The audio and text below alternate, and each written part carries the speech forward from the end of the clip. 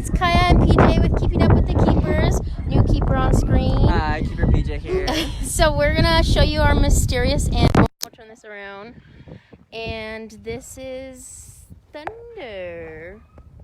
He's a golden eagle. And we've had him, gosh, I don't even know. We've had him for a long time. Almost 4 to 5 years, my understanding. So this is Chocolate Thunder, and he's a golden eagle, not a bald eagle. And we're gonna feed him and just talk about different facts about him. And he gets one large rat. The only days he does not get fed is Mondays and Thursdays, because he does need a little break every once in a while, because he can't have a large rat every single day. But he's getting ready for his food. And we have a specific sort of like mildly training process that we're doing right now. Not like a full-on like falconer training thing going on, but this is PJ, this is his process. Excuse the dead rats. That's Chocolate Thunder's food, because he does need to eat food as well, and he does eat rats, so that is his food. Now PJ, you would like to take it away? So basically we're just trying to like show Thunder that we're not a source of like predator. We're here to take care of him. The reason why he's in captivity was because of after the Blue Cup fire, he had made his way here after being found, and we were in the midst of rehabilitating him, and then we had sent him off to another facility for his transition to be released as a wild bird. But unfortunately, he saw people as his kind of dinner plate, and I think it was within maybe like a day or so after being released, he was found chasing people, and not a term of like, he's like a raptor chasing after someone, but in a sense like, oh, he's like human feed me kind of situation. So he was, I wouldn't say a failed attempt, but more or less he's more comfy with people. Funny thing about eagles and other birds of prey is that they are called raptors. Eagles being one of the largest groups of raptors in the world. Here in the United States, we only have 2 recognized species, which is the bald eagle and the golden eagle, both of which are federally protected. So if you ever happen to see an injured one, or even a passed away one, feel free to let your fishing game know. That way that they can collect the bird and properly either dispose of it or relocate the animal to a rehab facility. What we do with our little warm-up with him is we let him get his attention by shaking the rat around. Of course, it's not everyone's kind of cup of tea when it comes to feeding off a rat, but it does get his attention. And then the glove is just here to be able to just let him know, hey, if you want to work for it, it's going to be right here. So yeah, it's caught his attention so far.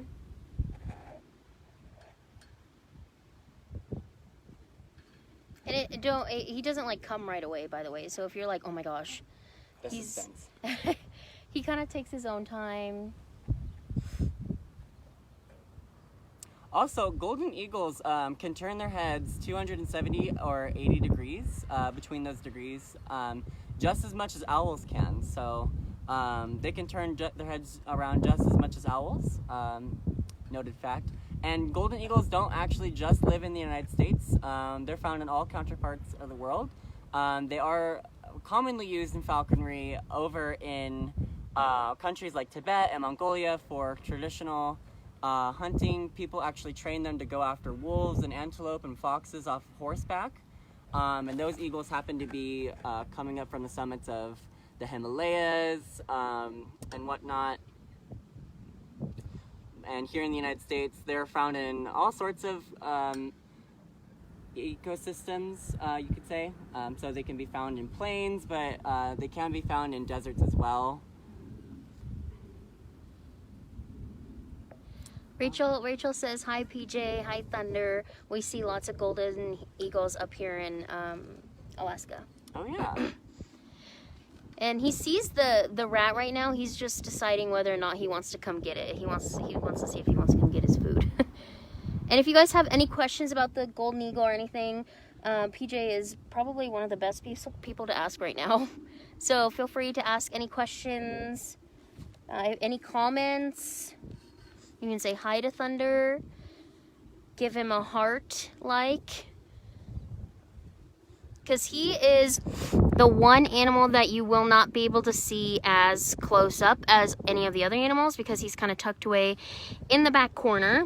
And this is because we're waiting on federal permits, as far as I know, for his display. Yes. Okay, so we're waiting for federal permits for his display right now.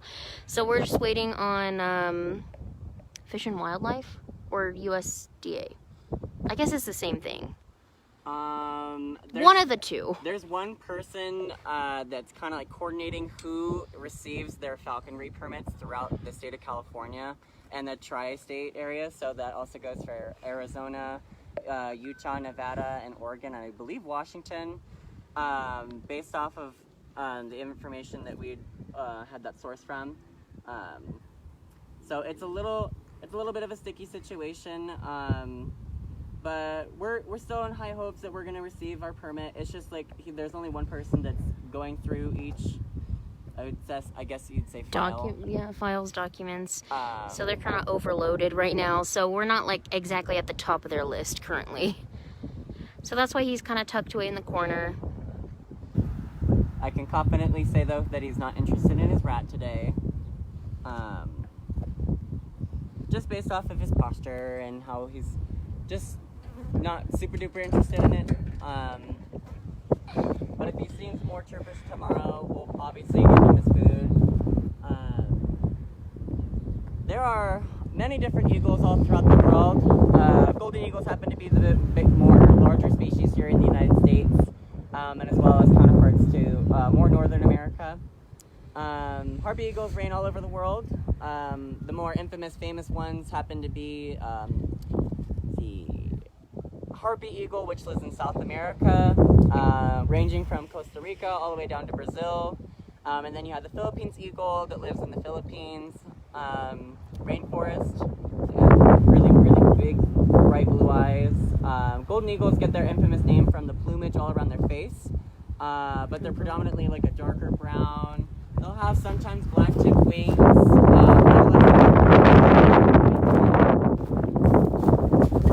He's like that.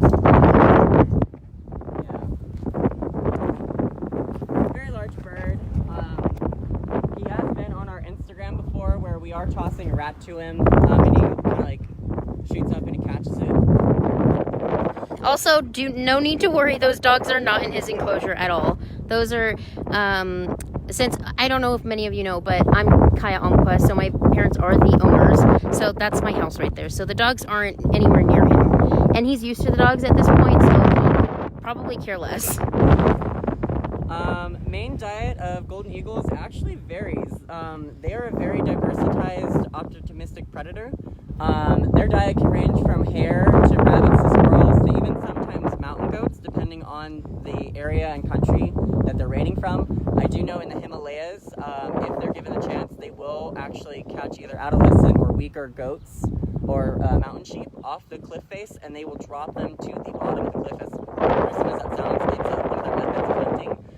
Pairs will defend a certain territory when they are raising young, and they will actually tag team prey. So even in countries like Tibet and Mongolia, they'll hunt after wolves and foxes, and they'll tag team together. Even the falconers in Tibet and Mongolia will train their birds to hunt like a team to be able to catch their prey. Something really interesting within bird of prey culture is females happen to be a lot more larger than males, and we call this a dimorphic trait. Dimorphic means that you can tell boys from girls, and in some cases with like peacocks and peahens, peacocks are a lot more prettier because that's their dimorphic trait. With eagle species, usually the females are a lot more larger than males. So Thunder here, I don't really know his weight. Last time he was weighed, the owner, Joel Omquist, would be able to answer that question up until when we might have like a little survey posted. But these birds can weigh on average between 9 to 14 pounds, and their talons can actually sometimes be longer than black bear claws. So those daggers there are pretty dang sharp, if I do say so for myself. You can see them right here. I zoomed in a little bit. Oh yeah. So you can see how big they are. And I do apologize for the wind. there's not much I can do. So if you can't hear us, let us know. I know Maribel said it's hard to hear, but there's not much I can do. I'm covering like my whole phone, so. Did you answer the question, what's the main diet? Oh, main diet here in the United States would predominantly be smaller legomorph species, so that would be like hares and rabbits. They have been noticed to be, sometimes they'll prey on Canarian as well if they're given the chance, meaning they wouldn't mind having to subside for roadkill or previously killed animals. But predominantly they would be hunting for rabbits here in the United States. Do you have to trim nails of the eagle? No. So since he's down here, he has the ability of being able to go into 4 different perches, and those gradually, what's the word? Kind of like file down his talons. It's not really common for you to file down bird of prey talons unless it's really excessive, like if they're not actively hunting and they're more for education and you don't want their nails to get caught up with them being dressed up and whatnot. So sometimes it's a common practice, but for usually eagles it's not really necessary. Just because it's just like they're extra sensitive, like grip. Kind of over here in this little house, there was like a rope perch. That way that it gave them a better sense of balance. Another thing about these guys is that they can also eat snakes as well. They are in a couple of different categories of different types of eagles. They've been noted as booted eagles, meaning that they've got protective layer of skin on their feet that hinders them from having to receive any like potential snake bites.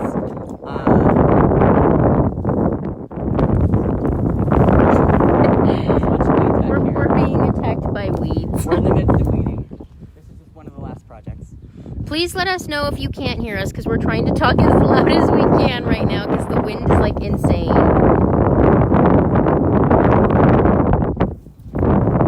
I hope I'm pronouncing your name right. Ilsa? We do hope that the permits will be given to us soon as well, because he's a beautiful bird. We have a lot of people comment about how pretty and handsome he is, so hopefully we will be able to get the permit soon. How big is the golden eagle in size? This one or just in general? I guess him. Oh Lord, the wind. For him, I don't know what his size would be compared to.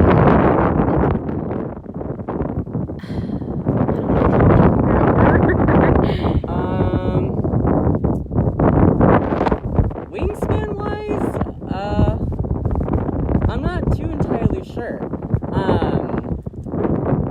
My good best estimate would be a 6-foot span. I'm not 6 foot. I'm 5'10". But his wings could generally cover up my whole arm space because his wings are that big. And if you can't hear PJ, he said that it's basically like his wings would be the length of his arms, probably. Like that's how big his wings would be for the golden eagle. In terms of length.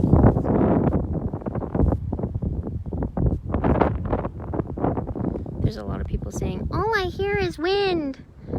Sorry, friends.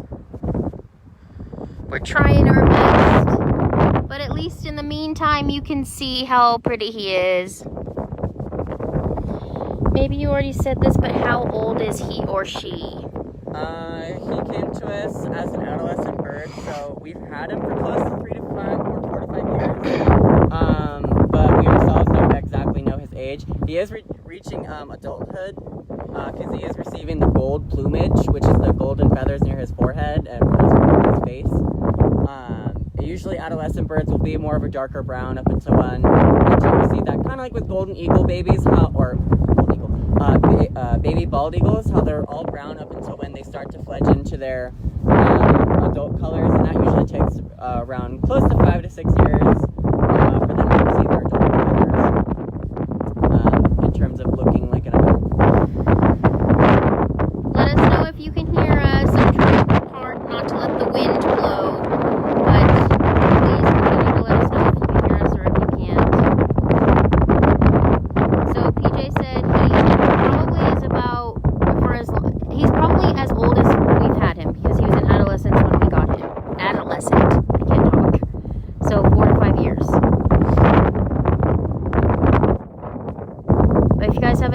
questions, we'll try to answer them to the best of our abilities. Because this wind... He may not like it, but we could see what's in here. We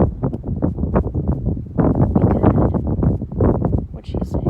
Do you know how old they can get? In captivity, they can live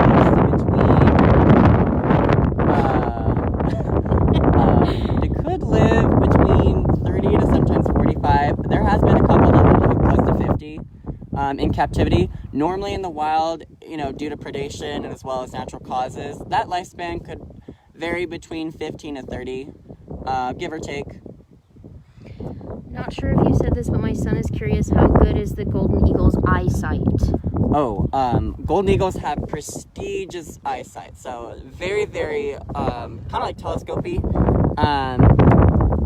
An example, if this guy was like a mile away, he'd be able to read the sign off of a grocery store perfectly fine, in regards to being able to get a better measurement of what he's looking at. And kind of like how owls do the same bobbing thing when they look over their prey. When these guys are up in the air, they're having to like level out the amount of distance they are in between something and themselves.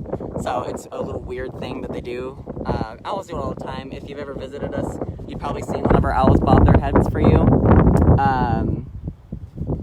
It's not as promiscuous because he's not like super duper up in the air and whatnot. And unfortunately, because he is imprinted on people, he would not be able to be released into the wild. It is against the law, just because he would seek us out for a sense of food, because he wouldn't be able to take care of himself. With most birds of prey, unfortunately, if there's something that hinders their ability to take care of themselves, they cannot be released into the wild. As cool or as nice as that sounds, that's just the truth, because, if you don't want to release something and expect it to take care of itself when it can't even do that. So. Hey, Robert! Hello, Robert. Do you want to try and go inside? We'll try and go inside. Maybe the wind will block the wind with his side of his enclosure. Do you want to see if he wants a rat again or no? No. Sig. Excuse the barking in the background. That's my dogs. Hopefully the wind will die down so you guys can hear us better. So he's actually, I think, pretty full because he has some leftover food in here. Hello. So if you guys have any questions, feel free to ask us. This is our mysterious animal here at the sanctuary because most of you guys cannot see him. And then we can just go through and re-answer some of the questions just in case you did not hear us because of the wind. So let's see. Let's go back up to the front. Okay, so for those who are just tuning in now, like I said before, this is our mysterious animal that usually nobody can see. And that is because since he's a golden eagle, you have to have special federal permits to have him on display. And currently we've been waiting, gosh, I don't even know how many years. We've been waiting quite a few years for those federal permits to go through, and we're waiting on the person. There's only one person who has jurisdiction over quite a few different states, and that's why he's not allowed to be on display because we don't have those federal permits. So we're just waiting on those. What is the main diet of the golden eagle? As I said, golden eagles are all over, they have a lot of different counterparts all throughout the world. Here in the United States, they would mainly prey on rabbits, that being white-tailed rabbits and jackrabbits. There have been known to prey after mountain goats up here, or not up here, but here in the United States. And they have done some Canarian-based diets as well, meaning that they've eaten previously killed animals. And it's not super common. But if it's like either a sick bird or an adolescent bird that's still trying to get the hang of things, that might be their first to go. But here, confidently, they would probably just be preying on rabbits and snakes, because their feet are designed to be able to withstand the bites of snakes, just because it's heavily scaled. They're a raptor species, so they have that ability to be able to prey on animals that wouldn't necessarily hurt them.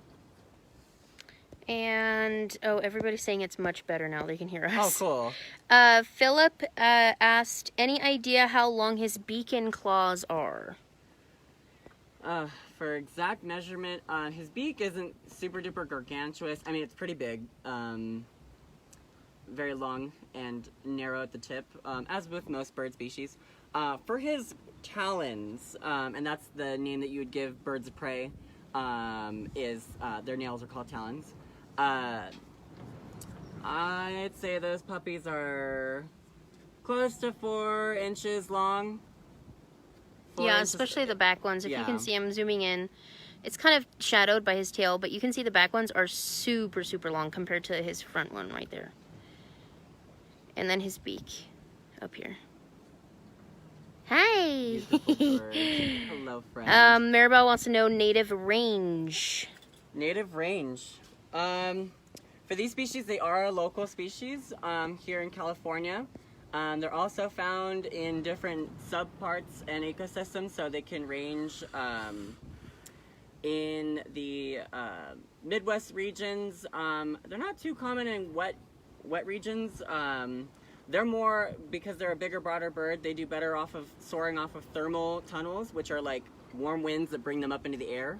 Kind of like how ravens do up here in the high desert. These guys would just take to the wind and it'd lift them just because they are a heavier bird. They do more soaring than they do flapping unless necessary, so in case these guys happen to be grounded at some point, it does take a lot of effort for them to get off the ground of just flapping. But if there's a warm tunnel of air that's going through, like a breeze, it'd just be able to, they'd be able to get a running start, and then they just soar off into the wind and they just go gradually higher and higher and higher. These guys have been recorded speeds of being one of the fastest birds of prey when they're doing a dive for prey. The peregrine falcon obviously being the fastest, but these guys are within the 150, 160 ranges when they do a dive for prey. And that might be more common within wider spread areas, kind of like with the plains of the United States when they're hunting after hare or coyotes. If given that chance. Mallory wants to know how many golden eagles are left in the world. Golden eagles? They're a very widespread species. They are not any threat. Their population rate are actually doing good. Actually, in fact, down in the Santa Monica mountains, I believe, there has been a nest spotted of golden eagles. So their range is actually expanding. As we speak. They are a federally protected species, but according to resources about their population rate, they are not a endangered species. I don't believe there's a trade going on involving golden eagles, so I don't think they're threatened. Not to say that they wouldn't be, but... By illegal wildlife trade? Yeah, I don't believe that they have any affiliation with that. Maybe potential poaching, but again, these birds are a heavily respected animal, so it's very unlikely that people would have the means to do that. As well as, in fact, trying to find these guys. You can see them soaring up in the air in canyons or in widespread areas. And as one of our former volunteers has mentioned, that she's actually seeing them up in Alaska as well. She was relocated there within the last year. So these guys do share similar habitats with bald eagles as well.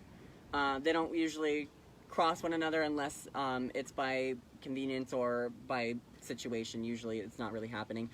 Golden eagles are more of what's called a fish eagle. Their prey are predominantly aquatic, so these guys, bald eagles will dive with their feet into the water to catch either or water birds, sometimes otters off of the coast, or predominantly fish. I know up in Alaska it's very common for not sea eagles, but bald eagles to bug fishermen for some leftover fish that they may have after a recent catching, and whatnot.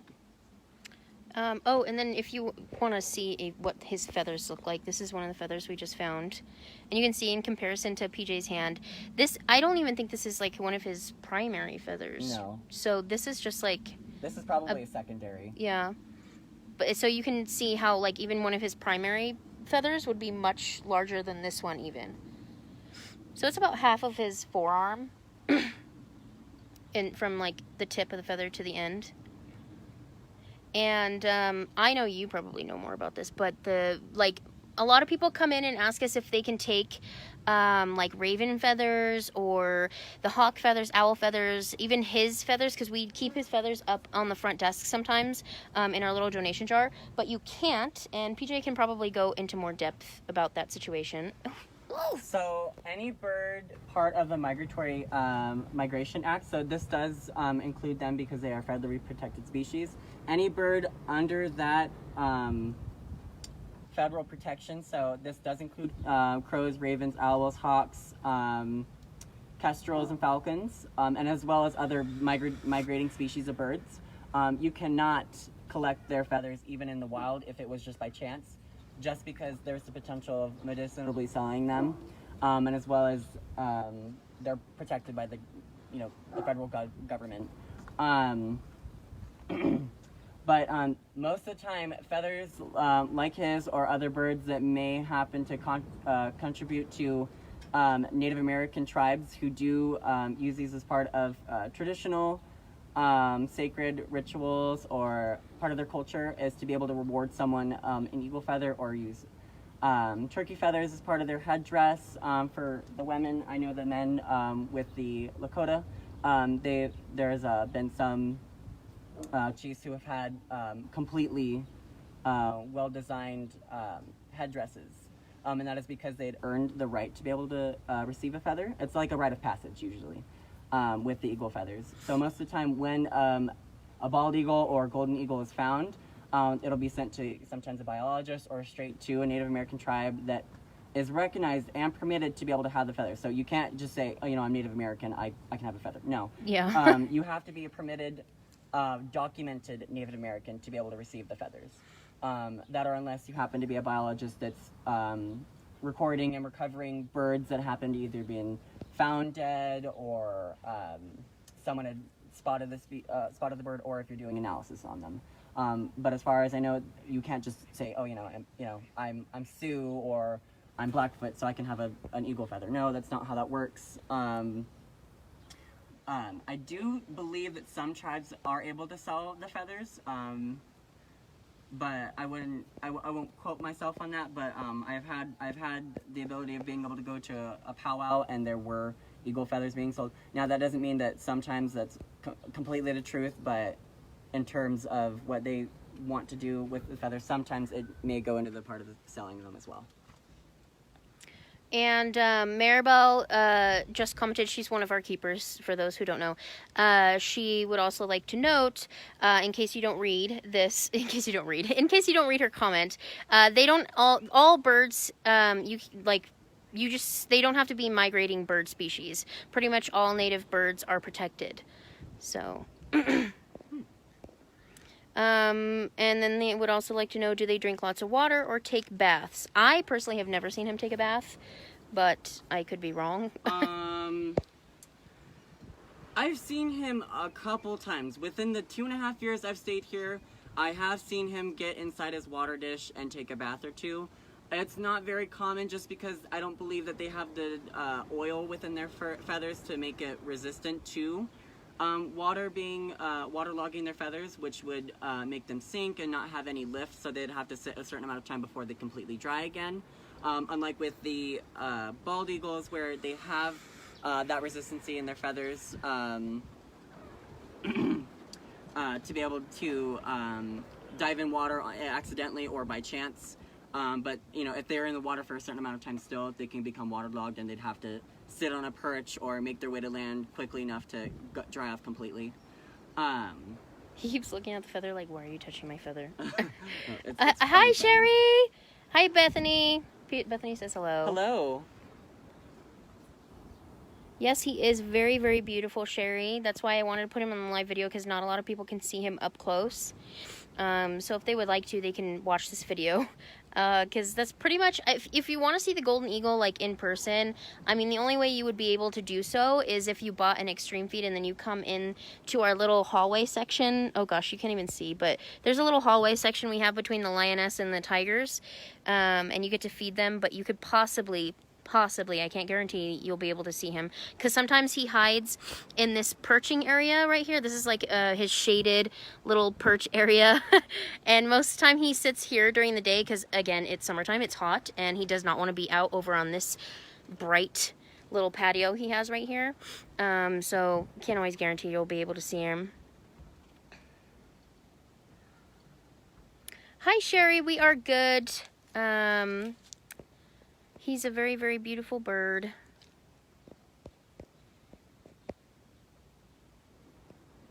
And if you guys are just tuning in, this is our mysterious little bird animal that we've had hidden for the whole time we've had him.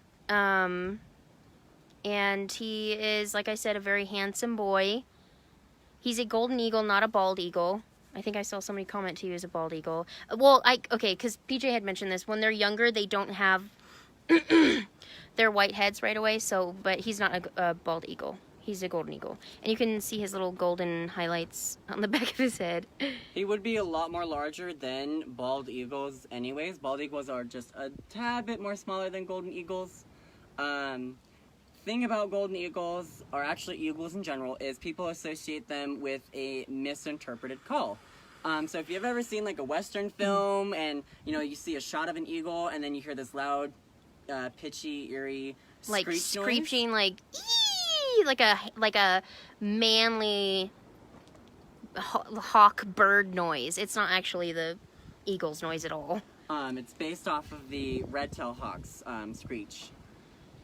So just by common disbelief in terms of the noises they make very eerie, pitchy squeals and chirps compared to their counterpart cousins, the red-tailed hawks, who actually screech for quite a bit louder than these guys. But it's not to say that they're not too vocal. From what I've seen, the golden eagles aren't too vocal, but bald eagles have no problem telling you their opinion. Very, very loud birds. Beautiful calls, though, on my behalf. I don't know if people would feel the same way about a loud, eerie screech noise, but I don't happen to be bothered by it. Yeah, so in sum, they don't have the manly noise that they're made out to be. It's just kind of like a little, like, I can't even do it, like a little... Because he does it sometimes when we give him food and he's like, dee, dee, dee, dee, dee. It's like a baby noise. Like picture a baby bird noise. So they're not like this manly, tough bird noise that you hear in the movies. It's just like a little tiny, like little chirpy noise. And oh yes, since the sound is much better now, how old is he or she? Well, he is, like we had said earlier, although you couldn't hear because of the wind. He was an adolescent when we got him, and we've had him for about 4 to 5 years. So we're gonna say around 4 to 5 years, just to be safe. But just like all of our other animals, since they are rescues, and sometimes they do come to us when they're almost adults, it's kind of hard to tell their age, especially with birds, as far as I'm concerned. And then he is a boy. And how old they can get, you said how long? Captivity, they can live close to between 30 to 50 years, give or take, dependent on the individual as well, and whether or not that they'd had been susceptible to any potential common diseases found in the species. In the wild, they can live an average life of 15 to 30 years. Their affiliation with the government, when they were listed as a protected species, was back in 1962.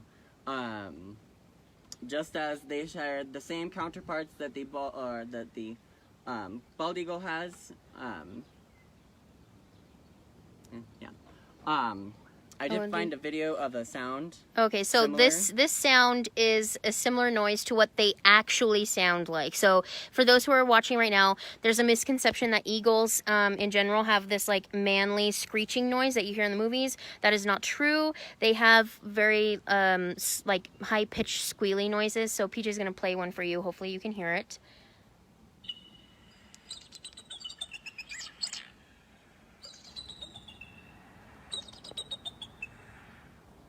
He's like, oh my God.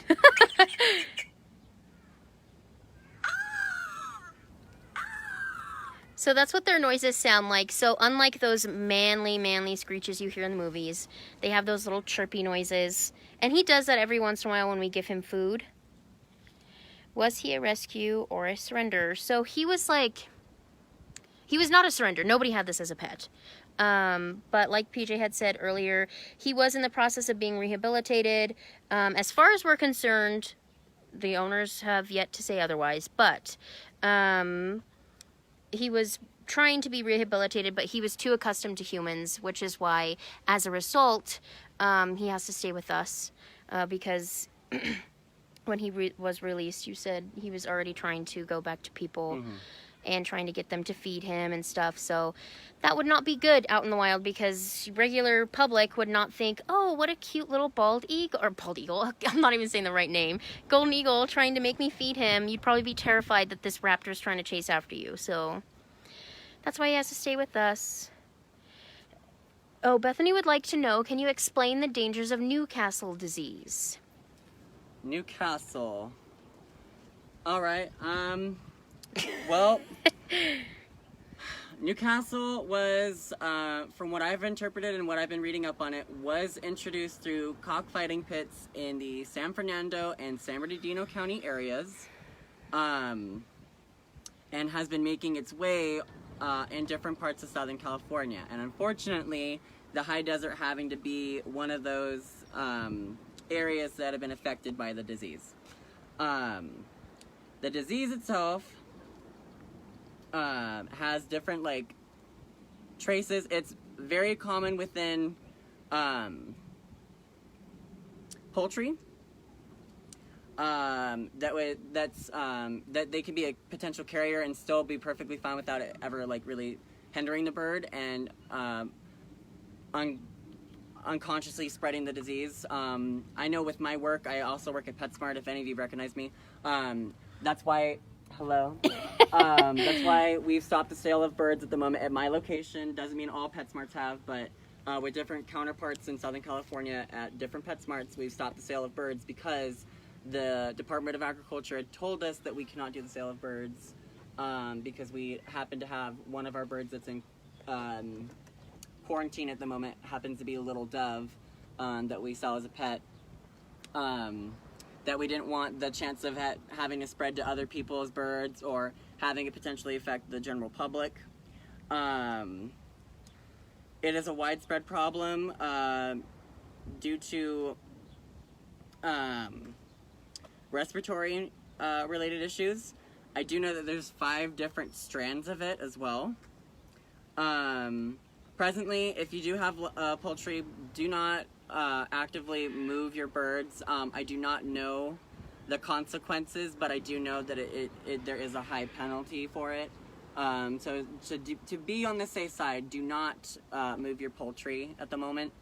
And this is one of the reasons why we can't take any birds as well. So for all 16 of you watching right now, hopefully you're listening, because due to the Newcastle disease, we cannot take any native birds who are injured or anything, or even like if you want to surrender your parrot to us, we cannot take any birds because of this widespread Newcastle disease in the high desert.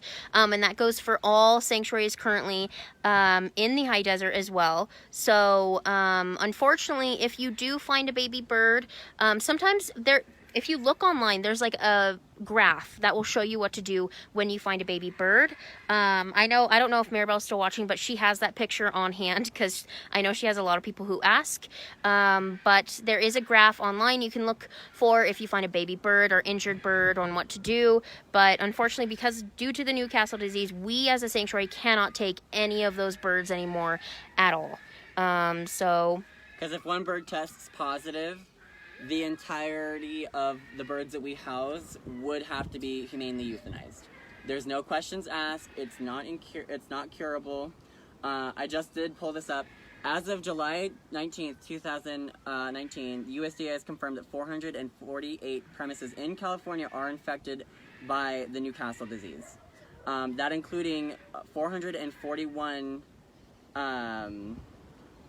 areas within the San Bernardino County, 260 within Riverside, 45 in Los Angeles, and then 1 in Ventura.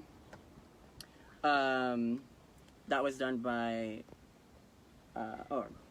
USDA has also confirmed that there's one affected premises within Utah County. So with all those kept in mind, those places are not, that have had found the disease commonly found. I know that there are places right now that are trying to make that not happen as much as possible by sanitizing everything. So they'd have bleach dumping stations readily available before entering a premises. I do know that one of our facilities up here, Yellow's Place, isn't taking the risk and chances of receiving anything that may happen to hinder all their birds' health as well. Just by sanitizing everything correctly and making sure that they're not going to bring anything in that they don't want. Oh, sorry about that.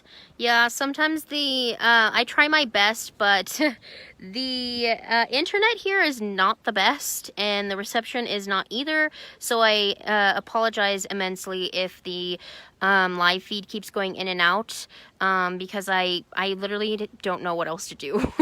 I wish I could buy a hotspot, like one of the little portable ones, but unfortunately I don't have the money to do that. So this is as best as I can do for right now on my phone, but hopefully it does not keep cutting out, and hopefully you guys continue to watch. But other than that, I will take the last few questions because my phone is kind of running on its lowest % of battery usage. But yeah, if you have any further questions, feel free to ask them within the next 2 minutes. Otherwise, we'll say goodnight.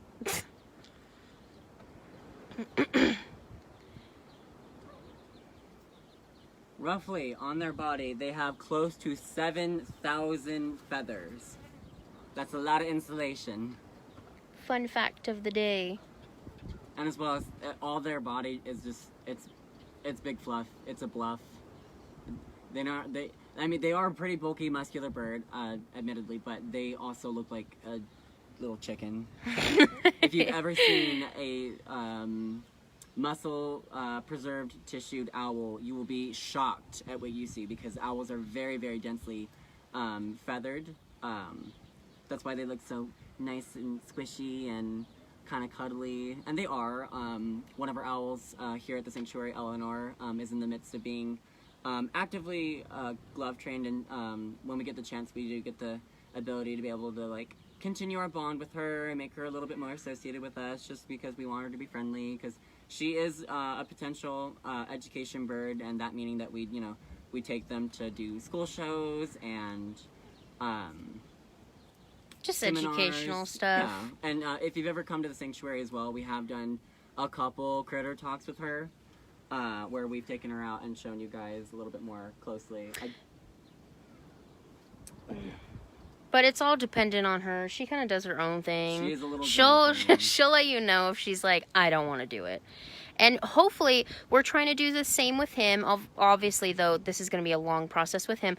But, like, good news right now is that even whilst we're in here, he's perfectly fine. Like, he's not stressed out. He's just kind of chilling. He's looking at the wilderness out here. He could, I mean, as far as I can tell, he could care less if we were in here. So that's good signs. He's not like defensive or scared that we're in here.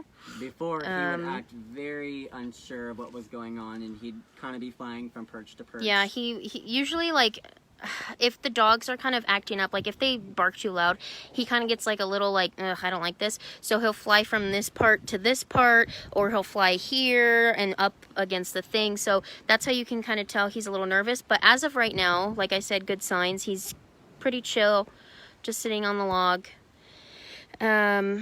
Okay, so I'll take the last few questions. Did we say his name? Yes, we did. It is Chocolate Thunder, Mr. Thunder. It's Thunder, but we call him, okay, his actual name on the feeding guides and everything is Chocolate Thunder. I usually just call him Thunder, because I feel like Chocolate Thunder is a little too much. It's the meaning of this majestic animal. Feel the thunder. Lightning and thunder. Are birds waterproofed by the gland at the base of their tail, by the contour of their feathers, or both? This might be dependent on particular species. I don't know if all birds are. I know that waterfowl, meaning that like pelicans, ducks, and geese, and other water-dwelling species of birds happen to have that. But I do know seabirds like frigate birds don't actually have that coated oil or gland that prevent them from being able to have themselves submerged, so they actually can't get wet at all. They're really, really very swift, nimble flying species of birds. They live off of coastal oceans and whatnot. They are more of a scavenger bird. They steal a lot from other neighboring species of birds that go out to fishing and they come back to feed their babies. They steal from them. They can sometimes be a little bit more of a carnivorous species as well. If given the chance, they'll eat young of other birds. They're the ones that have like the red flap thing here that insulates just to be able to do courtship-related things with their partners, because they do mate for life, as most bird species do, similar to what golden eagles do as well. But yeah, I do know with frigate bird species, and as well as other birds that can't be completely submerged, just because they'd get waterlogged and potentially have the chance of drowning. And last question, Mallory asked, okay, I feel like I know the question to this answer, but I could be wrong. She said, how many teeth do they have? I don't think they have teeth. It's weird. With most raptor species, they have these small little, kind of like triangular looking things. I don't know the specific term, so if someone may happen to find that later and comment it, thank you. But it does help them push food back into their throats. Like if you've ever looked in the throat of an owl or an eagle or a hawk, you'd actually be able to see it back there, and they're all pointing in the direction of where the food goes down, their esophagus. So like, those little fake teeth or triangular things just help push it down. I wouldn't say that they're teeth, but it's definitely a smaller little assistance when it comes to eating their food. But most of the time they do shred out their prey very vigorously, so yeah, when he eats his food, it's kind of like, this is probably a horrible visual for you guys, especially if you're not too into that, but he kind of rips his food into like spaghetti. So he kind of just eats it all in spaghetti form. And then, okay, so last few questions before... Oh, Maribel said there's also an egg tooth. So if you guys don't know about that, there's also an egg tooth. I don't know the purpose or anything like that, but Maribel, one of our volunteers, has mentioned that there's also an egg tooth. Does he like the rain? As far as I'm concerned, he's not too entirely fond of the water. Like we had said earlier, he doesn't necessarily take baths too often. He has this big ol' tub thingy. When it does rain, he usually comes over here on this perch. I mean, he'll sit over here every once in a while if it's raining, if he's like in the mood. I've seen him do it maybe once or twice, but for the most part, he's going to be sitting on this. So no spray bottles or anything. He doesn't really like that. And then Sherry, yes, we are having an event for everybody watching. If you would like to come, we're having an event August 17th, and that's going to be... August 17th, 10 to 5, and you guys get to do extreme feeds all day long. We have vendors, we'll have food vendors, we'll have little treat vendors, and then like miscellaneous vendors, things you can buy from. And it's going to be hoedown theme, so it's going to be country theme. You can come in your flannel, your cowboy boots, cowgirl girl boots, anything like that. So feel free to come August 17th, 10 to 5. We're having another little hoedown event that day, summer's last roar. And then I think that was pretty much it. Please like and share all of our videos because you'll be entered into a drawing to win 2 free passes, and you guys get to come visit the sanctuary and come see this wonderful, beautiful little boy in the corner if you get the chance to do so. But again, please like and share all of our videos. It helps support the sanctuary, helps get the word out, and we try to do the best of our abilities to provide for these animals. So please, please, please, please like and share our videos. And like I said, you will be entered into the drawing to win 2 free passes. Other than that, that was pretty much it for our live video today. This was PJ, one of our new keepers, and this is me. So we shall see you maybe Sunday or Monday next week. Thank you. Toodles.